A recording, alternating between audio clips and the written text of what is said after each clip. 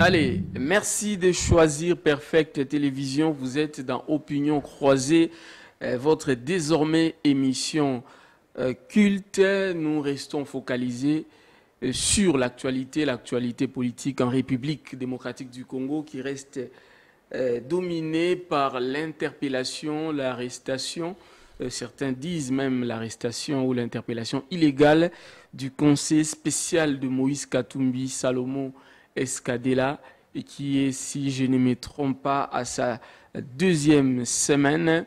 Depuis hier, nous avons assisté à une série de perquisitions, d'abord à la résidence de Moïse Katumbi ici à Kinshasa et après à la résidence de Salomon Escadela dans le Haut-Katanga, précisément à Lubumbashi. Et enfin, aujourd'hui, ce matin, nous apprenons qu'une troisième série a commencé. Que se passe-t-il?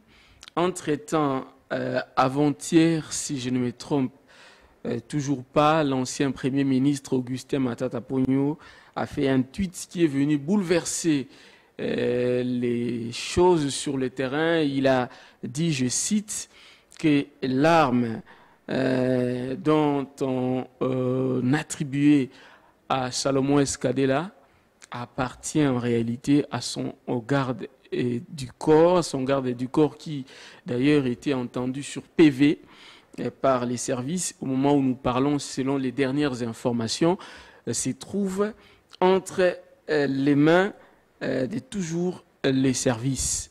On assiste-t-on à une dictature à ciel ouvert? En tout cas, pour en parler, nous avons le plaisir de vous emmener sur ce plateau.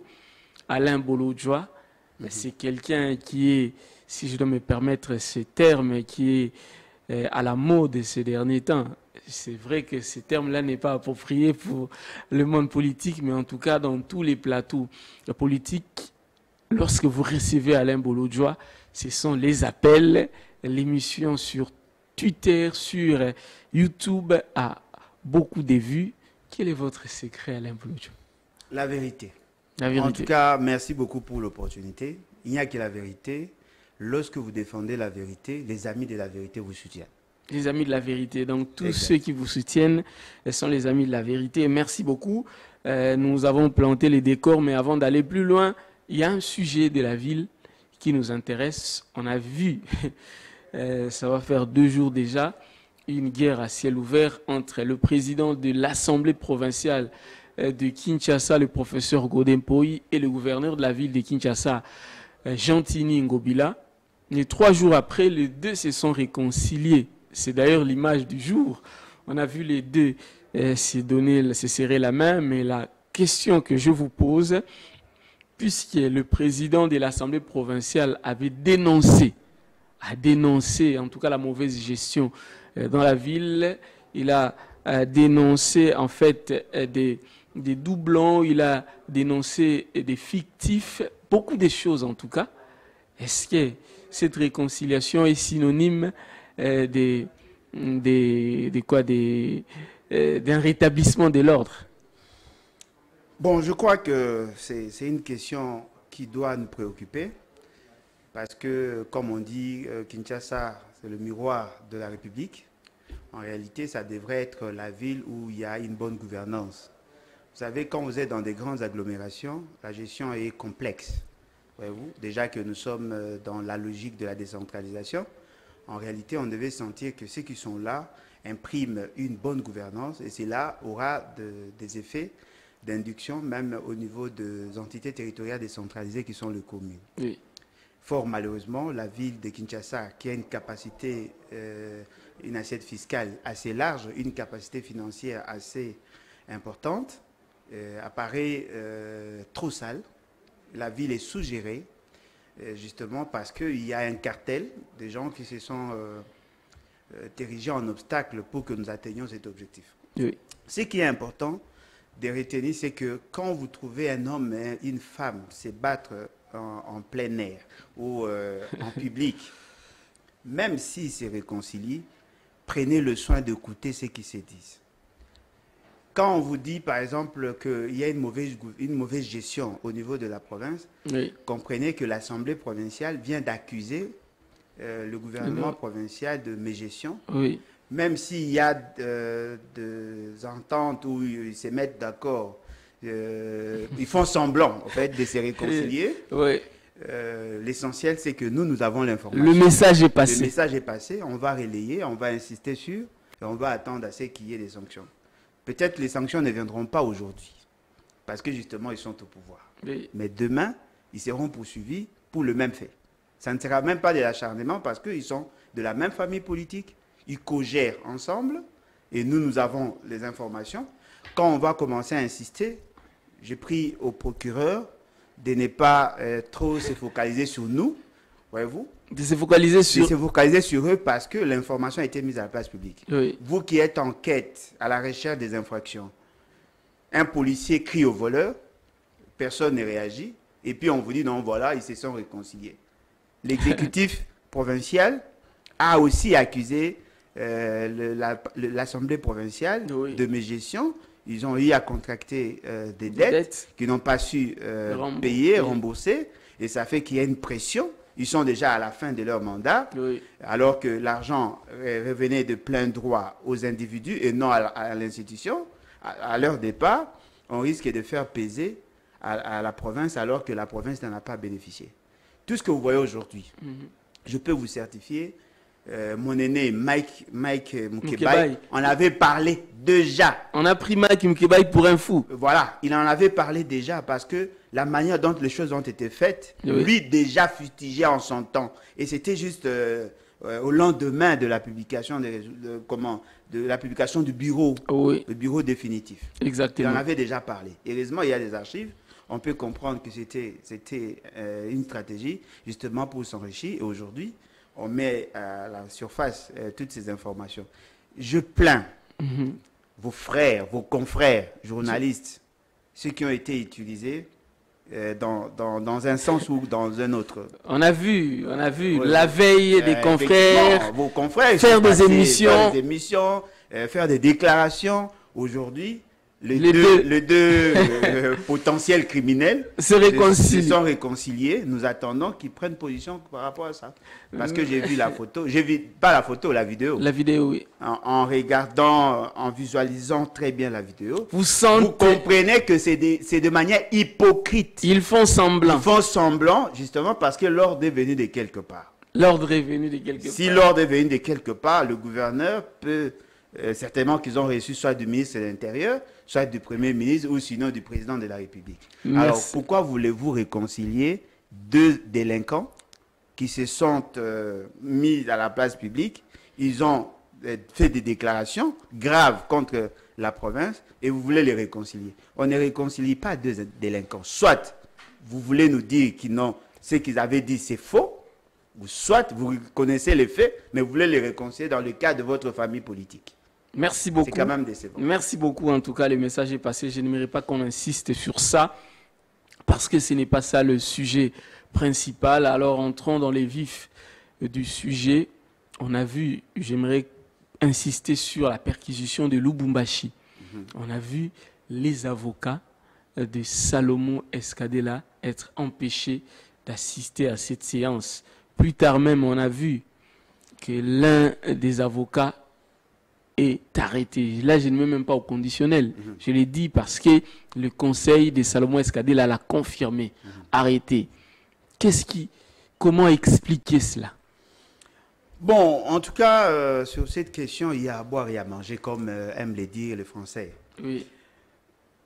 Vous prenez d'abord les raisons de départ. On nous a dit que M. Escadela détiendrait une arme. Oui. Et dans l'opinion, on a pensé qu'on l'a trouvé avec cette arme. Certains pensaient que c'était à l'aéroport, d'autres c'était le jour du sit-in. Oui. Et nous apprenons par la suite que le jour du sit-in, lui, il n'était même pas là. Parce qu'il y avait deux absences remarquables. Il y avait son absence et celle de M. Francis Kalombo. Ils étaient à deux. Oui. Parce que dans les réseaux sociaux, tout le monde en parlait. Hein, on vous invite à des manifestations, eux-mêmes ne sont pas là. Ouais. Vous avez vu, Francis Kalombo n'était pas là, SKD là n'était pas là. Mais ce qui est surprenant, on l'aurait trouvé avec une arme. Oui. Après, ça évolue. Que pendant qu'il manifestait, l'arme était tombée. Oui. Les services ont ramassé. J'ai posé la question. Il n'y avait que les services qui pouvaient voir cette arme. Ceux qui étaient avec monsieur bon, je l'appelle souvent mon idée là, avec SKD là, c'est son frère aîné, Moïse Monidé là. Je l'ai su en retard. Oui. Est-ce que les autres qui étaient là dans la manifestation n'avaient pas vu l'arme? Il n'y avait que les services. Ce qui est surprenant, monsieur Matata a tweeté. Oui. Il a dit que l'arme appartiendrait bel et bien à son chargé de sécurité, un capitaine, je crois. Il a obtenu cette arme-là depuis qu'il était à la primature. Oui. Il y a le numéro d'ordre, le numéro de série de l'arme, et c'était donné en bonne et due forme. Oui. Cela sous-entend quoi? Il n'y avait que deux possibilités. Soit le capitaine aurait donné son arme à Escadela, ce qui n'est pas assez probable, parce que pour un policier, il ne pouvait pas donner son arme à M. Escadela, d'autant plus que lui, il était redevable vis-à-vis de l'État et l'arme était enregistrée. Soit M. Escadela, qu'il l'aurait pris sans le consentement du capitaine, parce qu'on ne peut pas détenir une arme par deux personnes au même moment. Impossible. Et dans deux espaces différents.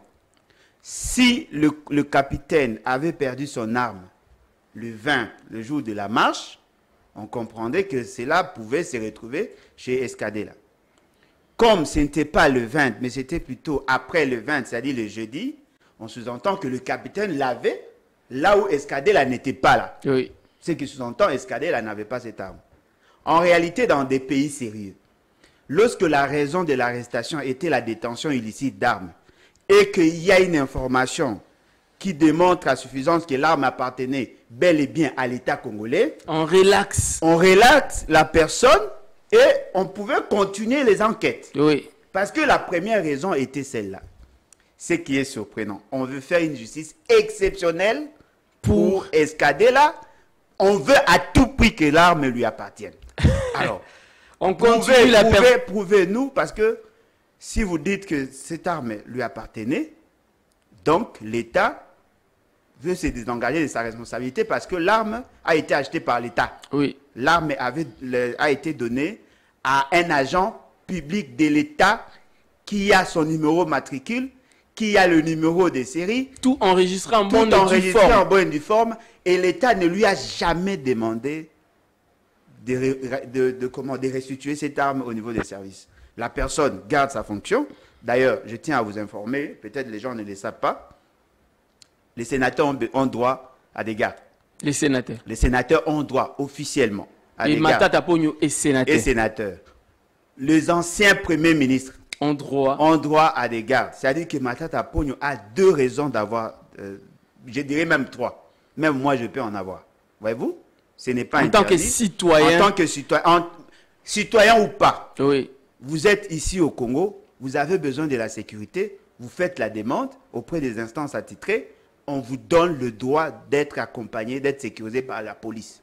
Il y a tout un département chargé de sécuriser les personnalités et des personnes importantes du pays. Donc il a toutes les raisons. Voilà pourquoi vous trouvez, il y a même des Libanais qui ont des gardes policiers dans leur magasin. Oui. Voyez-vous, ce n'est pas interdit. En tant qu'ancien Premier ministre, il a droit à un garde. À une garde, à des gardes du corps. Ces gardes du corps ont participé, ont été là le jour où l'arme ils avaient perdu l'arme. Et lui-même l'a reconnu. Lui-même l'a reconnu. Le capitaine n'a pas nié. Oui. Ce qui est important à retenir, on peut ressortir dans cette démarche un seul élément qui pouvait mettre en mal le capitaine en question. Si le capitaine, après avoir constaté que l'arme était perdue, il n'avait pas fait la déclaration, en ce moment-là, on pourrait le poursuivre parce qu'il a failli à son obligation. L'État vous donne une arme, vous assistez dans une activité où vous avez perdu votre arme, vous devez faire la déclaration au niveau de votre hiérarchie. Mais j'ai une question avant de poursuivre. Aujourd'hui, selon les dernières informations, le capitaine est entre les mains des services. Il est entendu sur PV. Et il serait même, là je mets au conditionnel, il serait même en détention.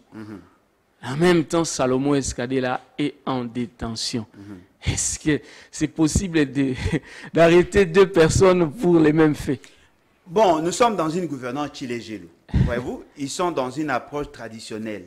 Quand le chef décide de quelque chose, c'est à vous maintenant de chercher à maquiller pour que ça paraisse plus vrai que ce que lui pense, ce qu'il a dans sa tête.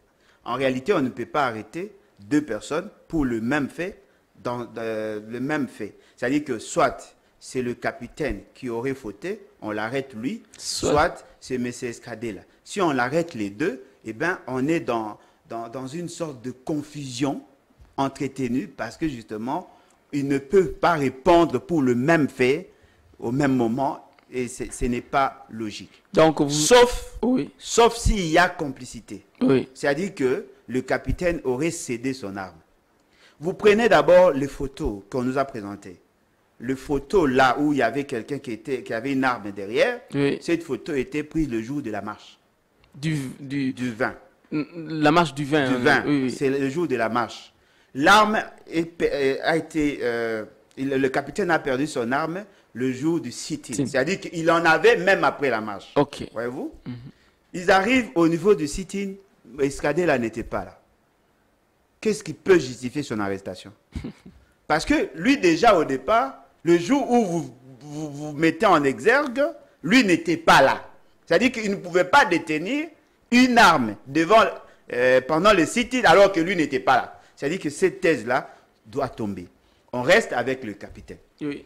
Est-ce que le capitaine n'avait pas informé la hiérarchie qu'il aurait perdu son arme?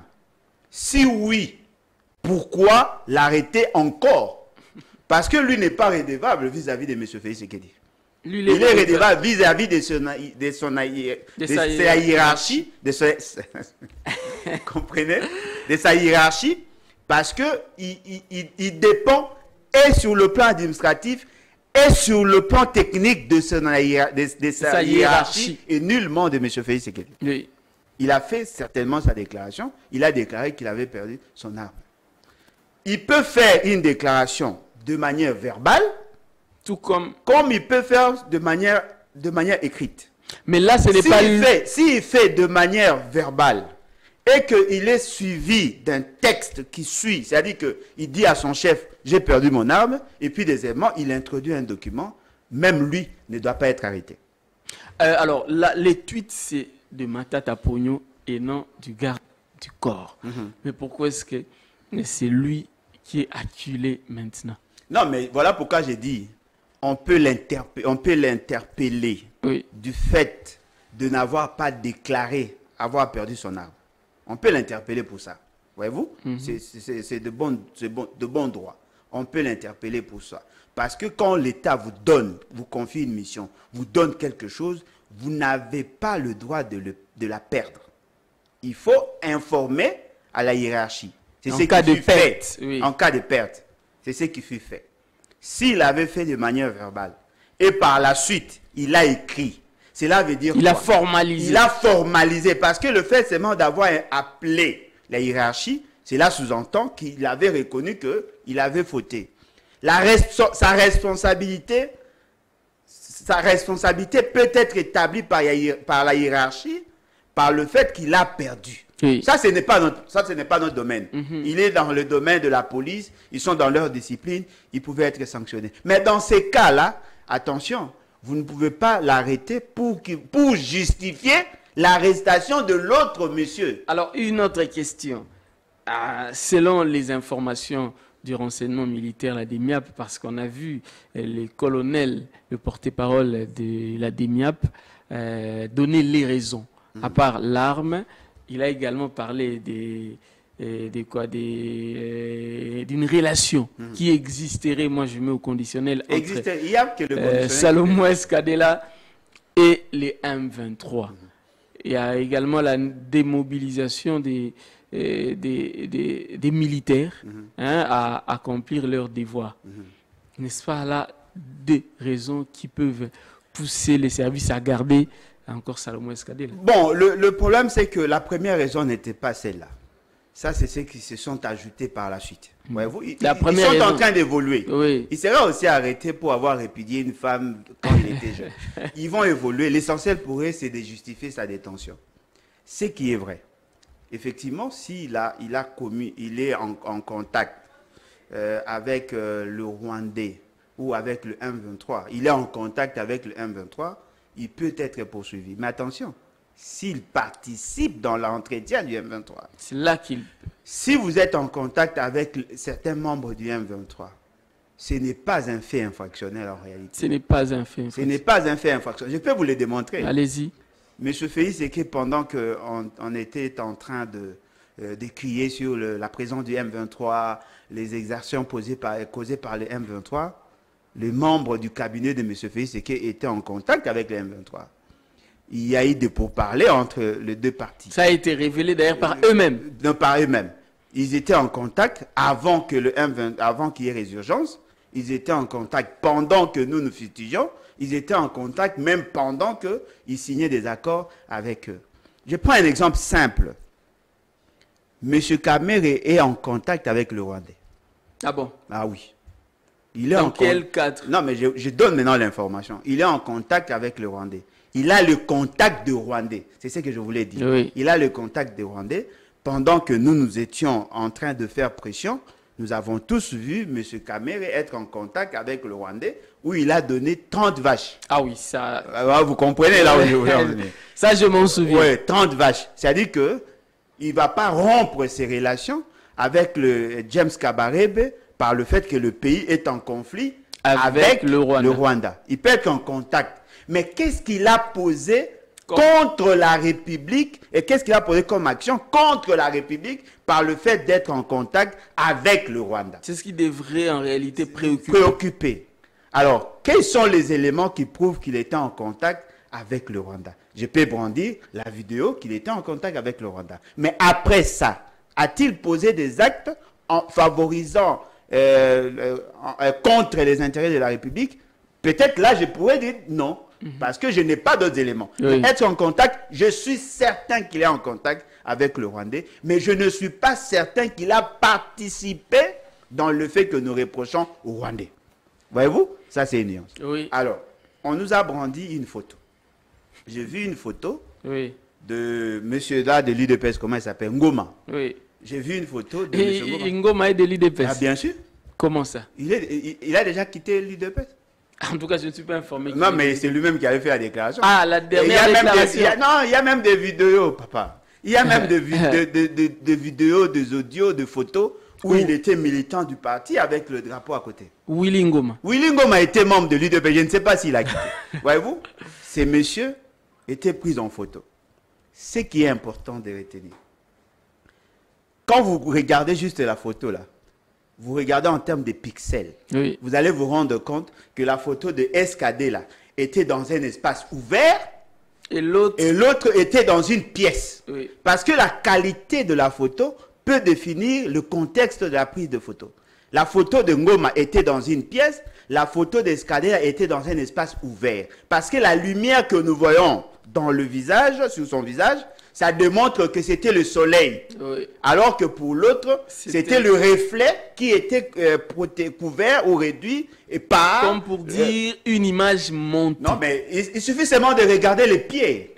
La position de pied de M. Escadella sur la photo démontre qu'il y a eu montage. Il y a eu montage. Parce que lorsque vous posez vos pieds sur un espace, la forme du pied prend la forme du pavé.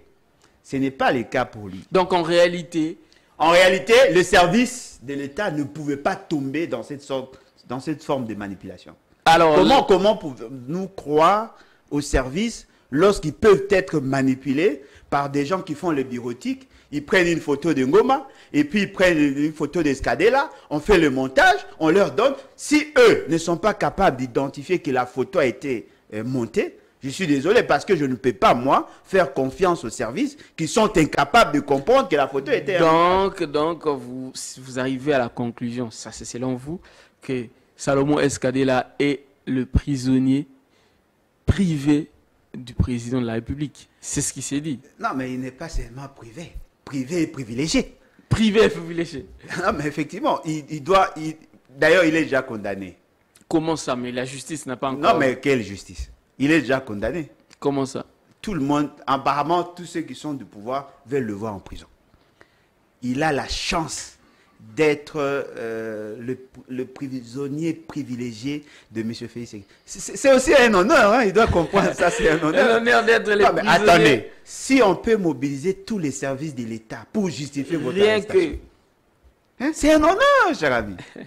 Hein? C'est-à-dire qu'on met en musique tous les services de l'État. Heureusement pour nous autres, nous savons identifier le vrai et le faux. Mais pour l'opinion, on constate que, non, voilà, il était en contact avec... Il pouvait être en contact avec Ngoma ou le membre de M23 sans nécessairement violer la loi. Sans violer la loi. Non, bien évidemment, cher ami. Essayons de nous imaginer. Si cette photo serait vraie, heureusement c'est faux, voyez-vous? Si cette photo serait vraie et que cela a été fait de manière formelle, s'il était envoyé en mission par M. Félix Tshisekedi pendant qu'ils étaient au pouvoir, c'est un fait infractionnel aussi. Vous savez qu'il y a comme ça en était le cas avec Fortuna Disselele, certains membres du cabinet de M. Félix Tshisekedi et même certains amis. On a vu les images. Fortuna a fait une déclaration pour en fait soutenir le fait qu'il a existé un partenariat gagnant-gagnant. Non, mais il y a M. Mbata. Oui, professeur Mbata. Christian, bon, vous l'appelez professeur. Chez Christian Bossembe. Oui. Il a confirmé que le M23 était ici. À l'époque, Christian Bossembe était encore journaliste. Il est encore journaliste. Ah bon? Non, mais il est président du CESAC. Ah, mais ça fait quoi? Nous sommes dans un pays de désordre. Il est journaliste, il peut présenter et tout ça. Non, mais... vous êtes dans une anarchie. Ne pensez pas que vous êtes dans un pays normal. Il est journaliste. Il y a un député qui est journaliste là. Hein? Ah bon, Eliezer Tamboué, vous voyez, oui, il est journaliste, non? Ce qu'il fait là, ça ressemble. Ah, mais ouais, c'est la même chose. Ça ressemble à une émission, un député présenté. Non, pas une émission, c'est une émission. Voyez-vous? Alors, voilà. on poursuit. On n'est pas venu parler d'Eliezer Tamboué ici. On poursuit. Donc, vous avez soutenu que Salomon Escadela, c'est le prisonnier personnel et privilégié de Félix Tshisekedi, parce que les faits que vous avez évoqués et là sont là. Et puis on a même alerté. Et là, j'ai vu nos médias de Congo Leaks. Vous avez suivi une vidéo et qu'ils ont mis à la place publique où ils ont fait une chronologie des faits. Ça vous a inspiré cette vidéo-là? Bon, je n'ai pas suivi la vidéo. Mais vous avez entendu parler de ça? Nullement. Nullement. Non, je n'ai pas suivi la vidéo, mais moi, je me contente d'analyser sur base des éléments que j'ai. Oui. Voyez-vous? Vous voulez perquisitionner la maison de quelqu'un. Déjà, moi, personnellement, je crois en la capacité des services à faire des analyses, mais je ne crois pas en leur capacité d'être indépendants. Voyez-vous? Sincèrement, je ne crois pas. Ce n'est pas le premier dossier.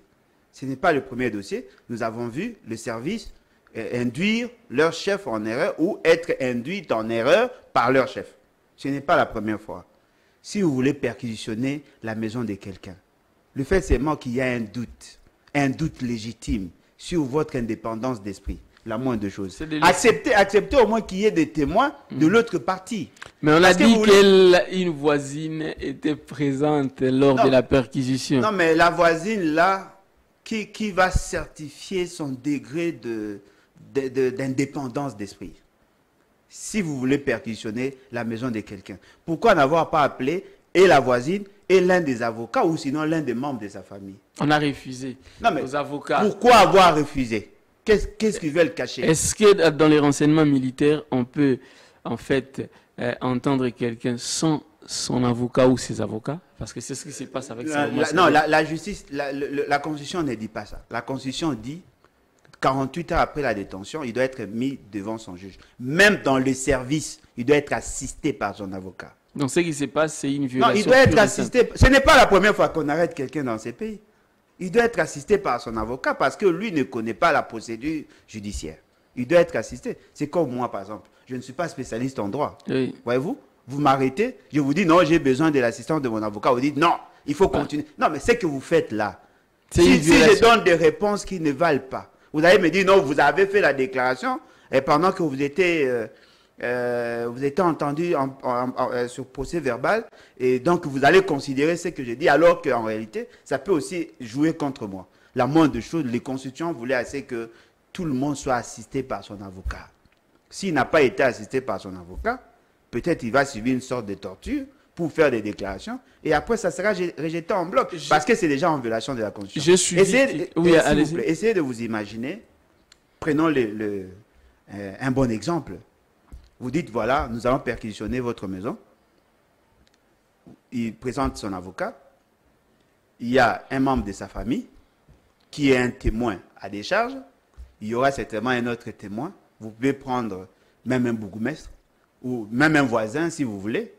Il y a au moins 3 témoins. Oui. Et après la perquisition, vous signez un procès verbal. Ça aurait donné plus de la valeur dans la procédure que de chasser les membres de famille. Parce que c'est qui est vrai. Certainement, dans ces fouilles-là, ils peuvent trouver des AK, des chars de combat, des avions de chasse, des bateaux de guerre, et puis le coup sur papier. Le fait seulement que vous n'avez pas, il n'y a personne qui peut confirmer ce que vous dites. Même moi, je peux douter de votre sincérité. Bien dire qu'ils ont placé ça là-bas. Ils peuvent placer. Ce n'est pas la première fois, cher ami.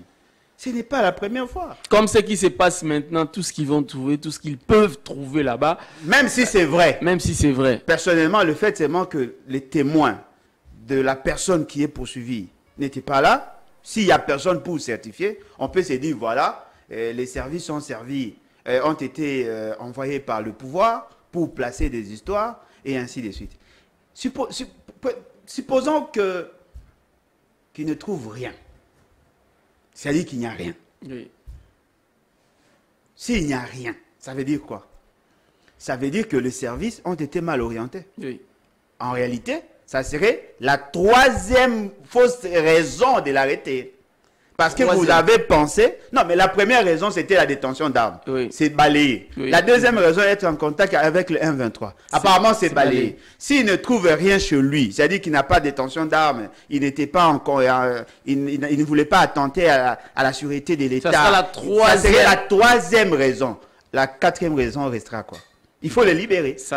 Et que pensez-vous de ceux qui disent qu'en réalité, le pouvoir... Le régime Tshisekedi, pour ne pas dire Félix Tshisekedi, veut utiliser Salomon Escadela comme un otage, une pièce, une monnaie d'échange pour un second mandat, parce qu'apparemment, aux yeux de l'opinion, ça pose un sérieux problème de bilan. Bon, ils n'ont pas bon, en fait, je ne dirais pas qu'ils n'ont pas tort, mais c'est quand même plausible. Vous savez, avec ces gens de pouvoir, ils peuvent aussi utiliser votre enfant, ils prennent votre enfant en otage pour faire du chantage. Le fait seulement qu'ils connaissent la valeur qu'a ces messieurs vis-à-vis de M. Moïse Katumbi, ils savent que toucher Moïse Katumbi, peut-être ça ne ferait pas une bonne presse internationale. C'est mieux de prendre M. Escadela, qui était déjà en contact. Apparemment, c'était comme des jumeaux. Oui. Ils étaient à 2. Si vous les prenez, lui, vous fragilisez M. Moïse Katumbi. Pour plusieurs raisons. C'est lui, apparemment, qui faisait des courses pour M. Moïse Katumbi. C'est lui qui a les carnets d'adresse de M. Moïse Katumbi. C'est lui, apparemment, qui tient les finances, d'après ce qu'on nous dit. Non, mais apparemment, ce n'est pas vrai. Non, d'après ce qu'on nous dit, moi, je ne le connais pas. Ouais. Moi, je ne le connais pas. Je le vois seulement à la télé. C'est-à-dire que si on les prend, on va fragiliser, parce que pour trouver un homme de confiance en ces moments précis, ça sera très difficile. Ça va les fragiliser. Comme aussi, ça peut être une sorte de règlement de compte. Oui. Voyez-vous? Parce qu'ils étaient tous ensemble. Ils étaient tous ensemble. Apparemment, c'était lui qui servait de trait d'union entre le pouvoir financier de M. Katumbi et la pauvreté de ceux qui étaient hier dans l'opposition. C'est lui qui jouait le trait d'union. D'autres disent même que les deux auraient des antécédents. Depuis l'Europe, ils se connaissent. C'est ce que je veux vous dire. C'est-à-dire que maintenant, je suis au pouvoir, et je vais vous montrer que je suis au pouvoir, je vais vous faire arrêter. Au lieu de prendre des gens intelligents, parce que même le mensonge a besoin d'intelligence. On prend de tout ce qui est... Mais c'est quand même les services d'intelligence. Non, mais les services d'intelligence sont en train d'être utilisés. Je ne pense pas que quelqu'un qui a été bien formé pouvait faire des rapports tels qu'on avait suivi là. Donc c'est quelque politique. chose, c'est très politique, monté de toutes pièces. Effectivement, c'est politique. Ce qui est grave, même si vous arrêtez Moïse Katumbi, même si vous arrêtez Escadé là, mais la crédibilité de votre institution ne viendra pas par cette arrestation. Monsieur Félix Tshisekedi est un produit impropre à la consommation. Même si vous amenez tout le monde, même si vous arrêtez Alain Bouloudja, vous arrêtez tout le monde. Ça ne passera toujours La pas. La population ne va pas vous consommer, cher ami. Ça a été certifié, avarié, impropre à la Qu'est-ce qu'il doit faire exactement? Qui c'est? Monsieur Félix Tshisekedi. Non, mais monsieur Félix Tshisekedi doit intimer l'ordre. Un ordre contraire. À libérer monsieur Escadé là. Oui. Et à poursuivre ses enquêtes. À libérer même le capitaine là, parce qu'on ne doit pas en faire un bouc émissaire. Et que pensez-vous de ceux qui disent que même Matata Pogno devrait en réalité être entendu et arrêté parce qu'il a tweeté sur ce dossier-là? Non, mais tweeter sur le dossier n'est pas non, un en tout fait cas, c'est infractionnel. ce que Non, mais j'ai vu, effectivement, moi. voilà pourquoi j'ai dit, tweeter sur ces dossiers n'est pas un fait infractionnel. Quand on fait un témoignage, c'est un fait infractionnel. Mais il peut quand même être invité. Invité pourquoi? Sauf peut-être si le capitaine ne reconnaissait pas cette arme. Ah, ok. Voyez-vous? Si le capitaine dit que l'arme ne lui appartenait pas et que c'est que M.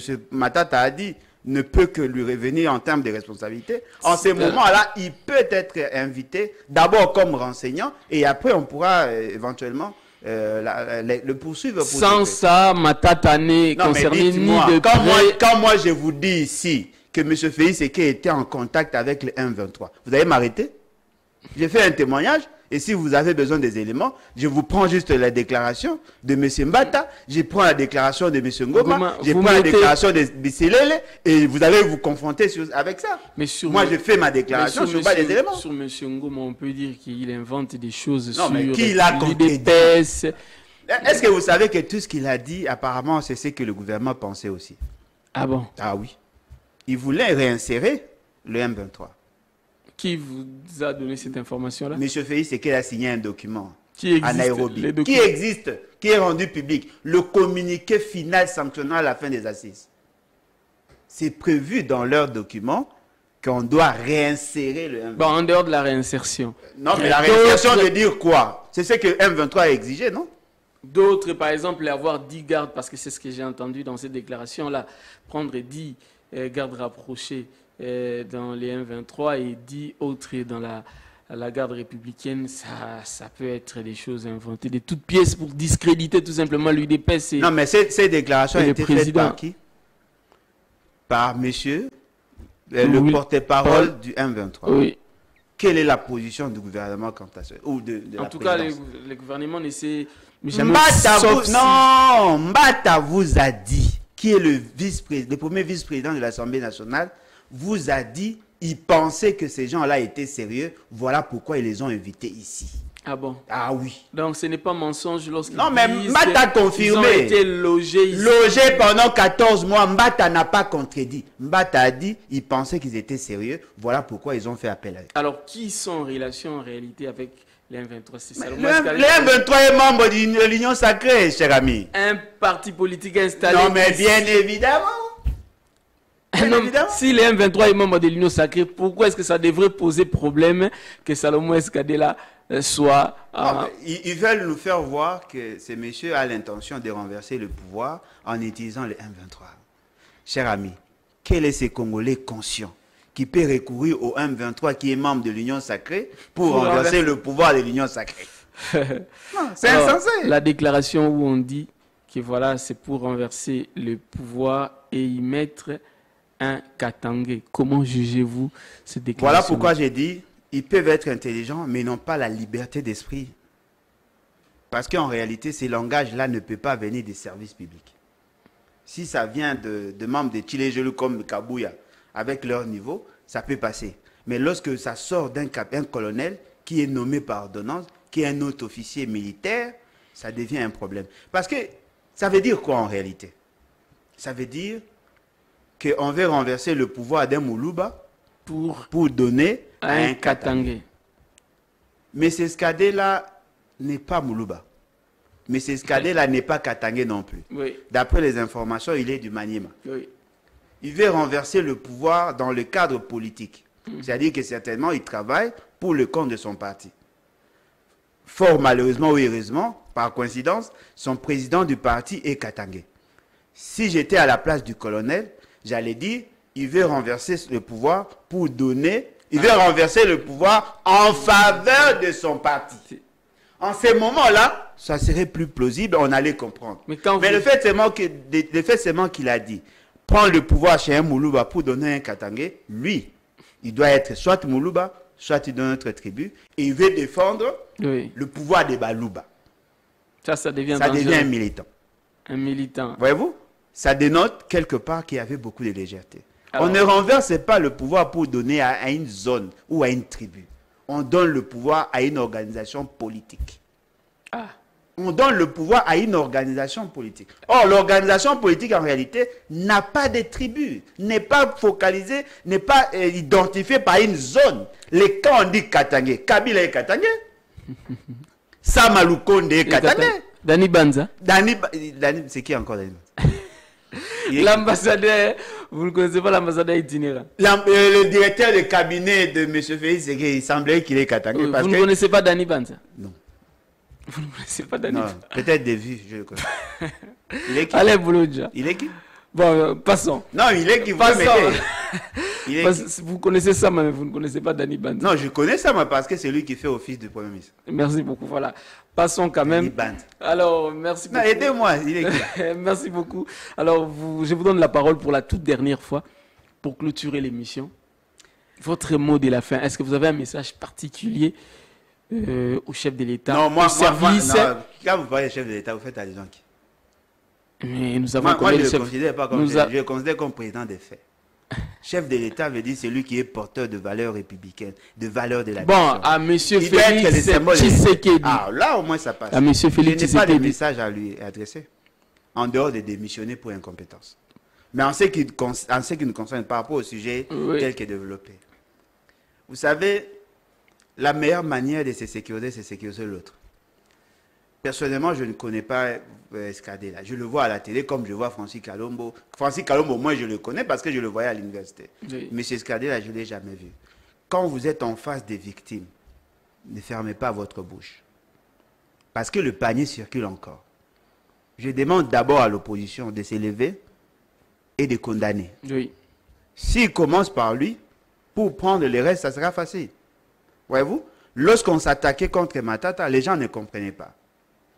Aujourd'hui, Matata est protégé par le fait que Félix Tshisekedi a peur de traduire un Premier ministre en justice au risque d'être poursuivi demain par la même justice. Il préfère ne pas juger Matata et rester étouffer l'affaire comme ça pour que lui aussi ne soit pas jugé. Lorsque nous allons chercher à le poursuivre en justice, il va nous rappeler. Il va nous dire, voilà, la Constitution dit, on ne peut pas juger un ancien parce que son juge naturel n'est pas connu. Oui. Voyez-vous, il est dans ça. Mais pour les restes, lorsque vous trouvez quelqu'un être victime de l'injustice, il faut toujours être solidaire et condamner.